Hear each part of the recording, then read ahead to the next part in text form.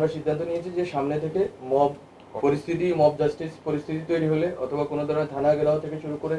যে কোনো ধরনের নৈরাজ্যকর পরিস্থিতি হলে এবার থেকে আমরা খুব কঠোর ভূমিকা রাখবো। আইন হচ্ছে অন্ধ, এটা আপনারা জানেন। অন্ধ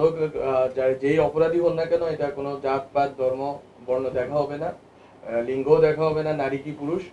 যিনি অপরাধ করেন না কেন, যিনি মব জাস্টিস করেন না কেন,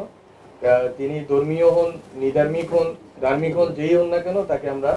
আইনের আওতায় নিয়ে আসার ক্ষেত্রে আজকে থেকে সিদ্ধান্ত নিয়েছি। এবং আজকের মাননীয় প্রধান উপদেষ্টার উপস্থিতিতে আমরা সিদ্ধান্ত নিয়েছি যে সামনে থেকে মব জাস্টিস পরিস্থিতি তৈরি হলে অথবা কোনো ধরনের থানা ঘেরাও থেকে শুরু করে যে কোনো ধরনের নৈরাজ্যকর পরিস্থিতি হলে এবার থেকে আমরা খুব কঠোর ভূমিকা রাখবো। সঠিক প্যাড আর সঠিক তথ্য দিয়ে এসব সামলে নিব এক হয়ে মোনালিসা স্যানিটারি ন্যাপকিন। এবং ওখানেই গ্রেপ্তার থেকে শুরু করে ওখানেই আমরা যথাযথ আইনি ব্যবস্থা নেওয়ার ব্যাপারে সব স্টেক হোল্ডারদেরকে বলে দিয়েছি। এবং যারা এই আগে যে মবগুলো হয়েছে, যেখানে মব জাস্টিসের ঘটনা ঘটেছে,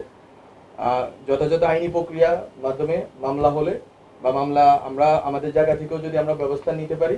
এর ভিত্তিতে আমরা অবশ্যই সামনে থেকে এই মব জাস্টিস পরিস্থিতি শুরু করে যে কোনো জায়গায় ওখানে গিয়ে ডাকাতি, এখানে গিয়ে এরকম সম্পত্তি দখল বা এই যতগুলো ঝামেলা আছে, যতগুলো জটিলতা এই সোসাইটিতে তৈরি হয়েছে, যে অস্থিরতা এবং নৈরাজ্য, আমরা এইসব বিষয়ে এখন থেকে জিরো টলারেন্স ভূমিকায় অবতীর্ণ হব। এটা আমাদের আজকের মিটিং থেকে এটা আমরা আমাদের অবস্থান ব্যক্ত করতে চাই, জনগণকে জানাতে চাই যে যেখানেই মব জাস্টিস পরিস্থিতি হবে, সে যেই হন না কেন, যেই ধর্মের, যেই লিঙ্গের, যেই বর্ণেরই হন না কেন, যে জাতিরই হন না কেন, আমরা এখন থেকে কঠোর ভূমিকায় অবতীর্ণ হব। যে ইস্যুসগুলো আছে সেই ইস্যুসগুলো যাতে মিডিয়াতে ভালোভাবে উপস্থাপিত হয় এবং আসলে এটাকে মনিটর করার একটা আমরা চিন্তা ভাবনা করতেছি গত 7-8 মাসে। এবং সামনের দিনগুলোতে মিডিয়া কিভাবে এটাকে ফোকাস করবে, এটা আমরা মনে করি যে আমাদের মন্ত্রণালয় থেকে এটা আমরা মিডিয়ার সাথে খুব শীঘ্রই বসবো এবং যারা মিডিয়াতে স্টেক হোল্ডার আছে বসে আমরা এমনভাবে পরিকল্পনা করার চেষ্টা করব, ডেলি সাজানোর চেষ্টা করবো এই এস্টাবলিশমেন্টকে,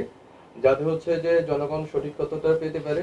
এবং যে ফেক নিউজগুলো ছড়ানো হয় জনগণের ভিতরে উত্তেজনা তৈরির জন্য বা বিভিন্নভাবে এক ধরনের টেনশন তৈরি করা হয়, সেটার বাইরে কিভাবে হচ্ছে সঠিক তথ্য নিশ্চিতের মাধ্যমে জনগণকে সঠিকভাবে সচেতন রাখা যায় এবং জনগণকে এনগেজড রাখা যায়, সেই ক্ষেত্রে আমরা মিডিয়ার স্টেক হোল্ডারদের সাথে বসবো। এই দুইটা কাজ আমার মন্ত্রণালয় থেকে আমরা করব। এবং সরকারের বিরুদ্ধে, যেহেতু আপনারা জানেন গত 6-7 মাস ধরেই সরকার যখন থেকে আছে দায়িত্বে, ভারত থেকে হোক বাংলাদেশের ভিতর থেকেও বিভিন্ন জায়গা থেকে কমিউনিকেশন একটা ওয়ারফেয়ার চলতেছে। আমাদের জায়গা থেকে আমরা এখন থেকে কাউন্টার কমিউনিকেশন ওয়ারফেয়ারে যাব।